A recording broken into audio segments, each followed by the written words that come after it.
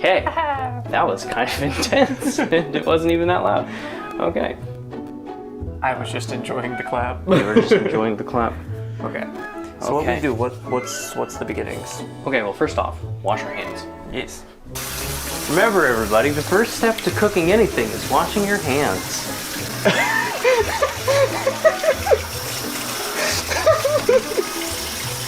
The second step is not burning yourself. So, yakitori. Yakitori.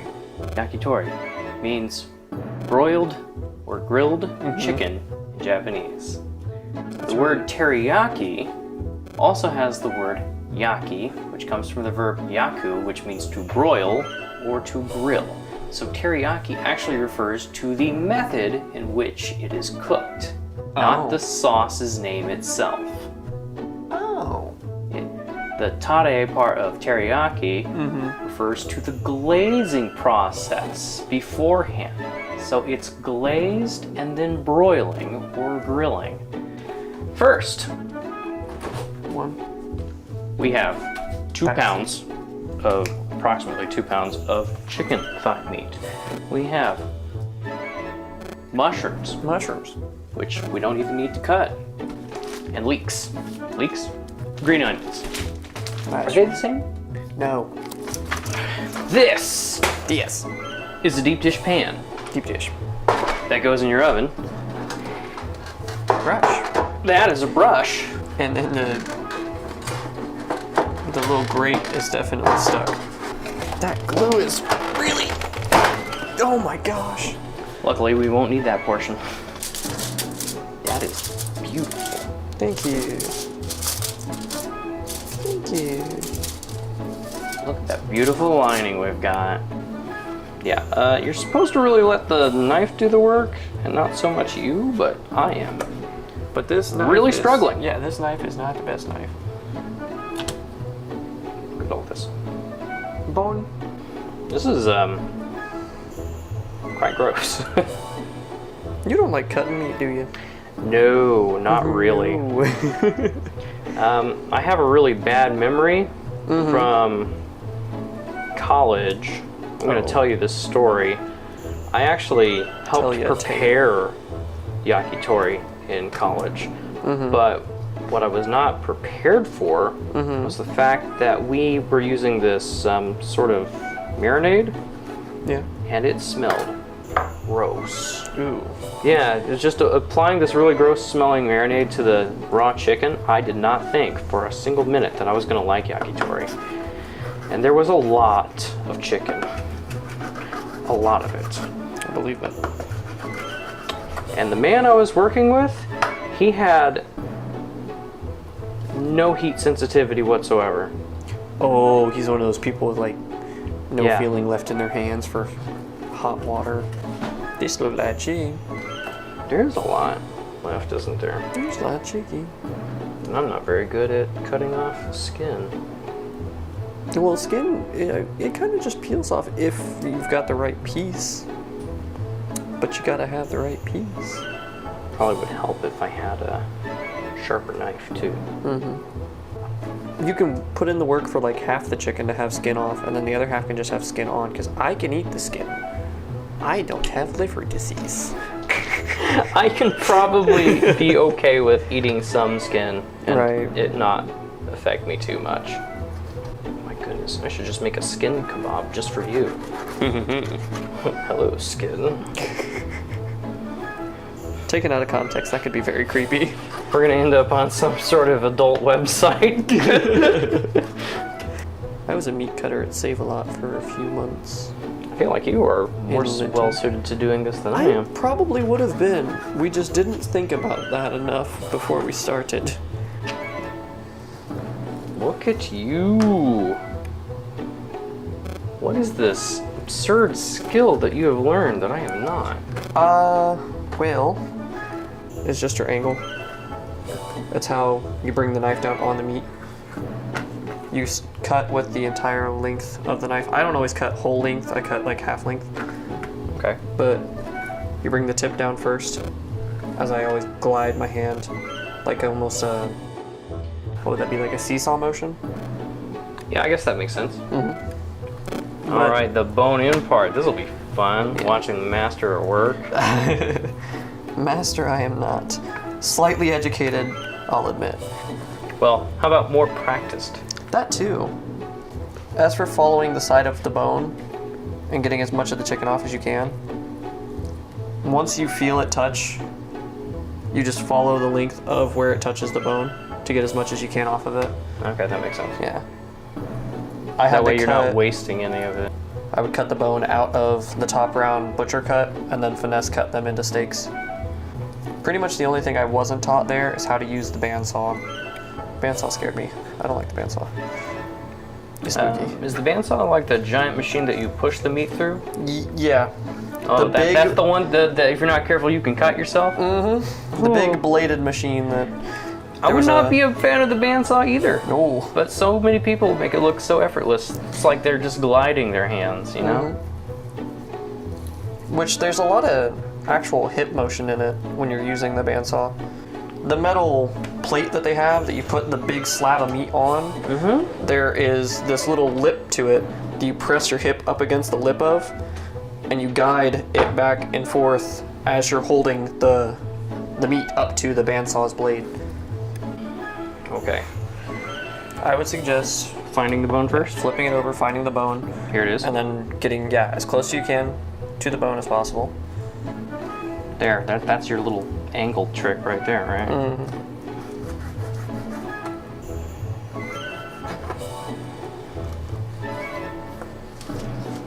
Wow. Yeah, see? And look, the skin's coming right off too. Mm-hmm. Like I said, if you get the skin just right, you can practically peel a whole sheet off in one go. I suppose when you're stuck in a room all night cutting multiple bands of, not cutting, smothering multiple pieces of raw chicken with marinade, you kind of don't want to do it. It isn't pleasant. But I think when I worked at that grocery store, it was almost therapeutic in a way. Almost therapeutic? Yeah, because you get used to the filth of it all, what's unappealing about it, and then it just becomes time to yourself and, well, dead animal parts. Dead animal parts? Fish parts are a little different. I always get a little freaked out by videos of fish underwater, believe it or not. Oh, yeah?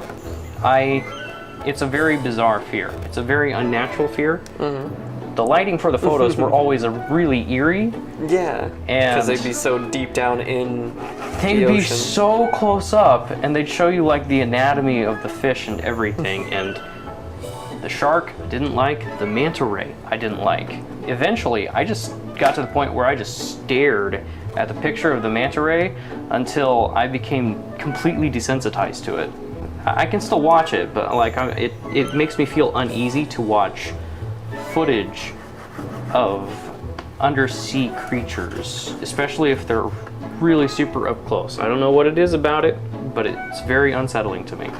Fair enough. Fair enough. Okay. All right, so we've got some beautiful meat, and we have these skewers that we've been soaking in water, and we have these scallions and mushrooms. So that's what we're working with right now. I'm excited. So, I am going to start trying to take pieces of meat that look less fatty than the others. Less fatty. Less fatty. You can take all the skin. In fact, your first kebab should just be nothing but skin. I'll do it. I shall do it. I'll add skin to like all my kebabs. I never actually did the kebabbing portion of it. Kebabbing is weird. Oh no. The mushroom fall apart, don't it? There we go.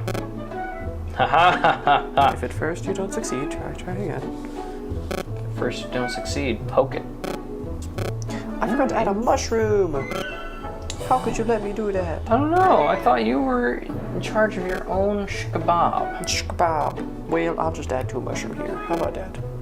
I'll add a little baby mushroom. Little baby mushroom? Oh, it's split. Well, sorry, baby mushroom. I don't know what to do with you. We'll definitely trying to put this mushroom. You just got to stab it. I will stab it. I dropped my mushroom. Would you just stab, please? They're getting kind of difficult. I can't get it to stab. I'm just trying to stab through a softer piece of the skin. Got it. There we go. That was a lot of effort. You know what they say? Anything worth doing. Wait, I screwed that up. Nothing worth doing is easy? Which quote? Nothing worth doing is easy. Okay. I believe that is the phrase. I don't actually believe that's the phrase. true. There are some things you can do relatively easily that are good things. Yeah. Like returning your shopping carts to the crowd. If there's anything you do in this world for other people, return your carts to the corrals. Oh my goodness gracious. It's so infuriating because like you can go out to your car and there'll be a shopping cart right there in front of your car or behind your car.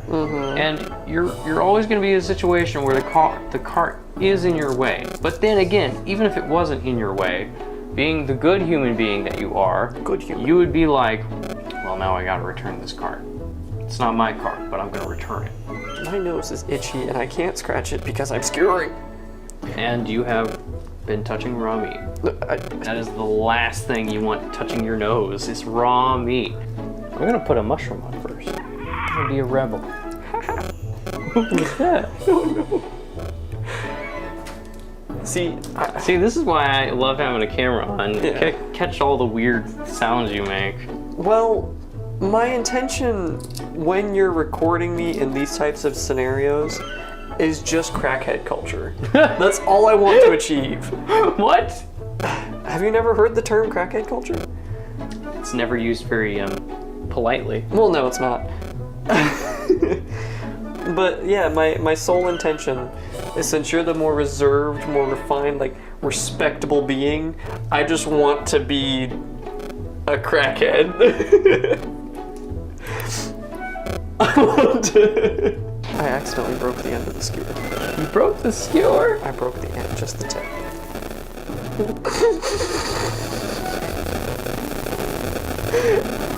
We're not going to talk about it. We're not going to talk about it. We are... It's a personal problem.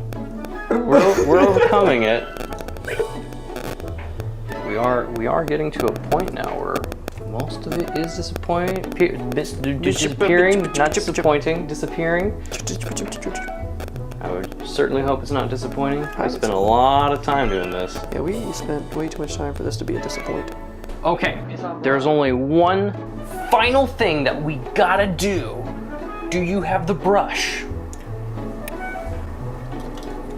I do. Good. We're gonna use that after.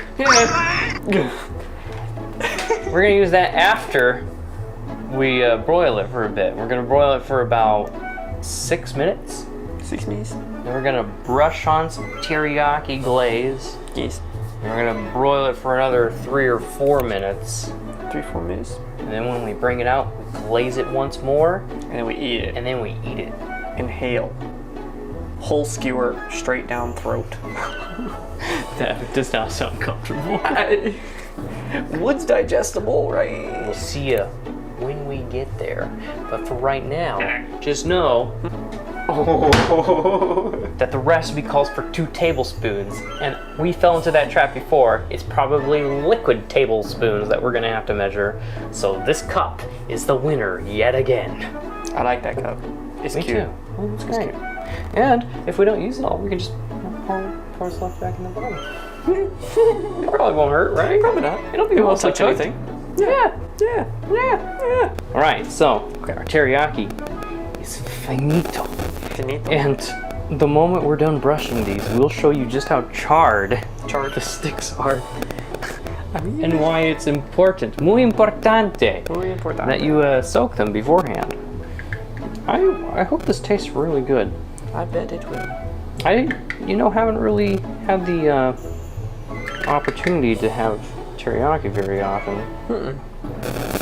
All right, now we're gonna try part of our kebabs. All right, let's try.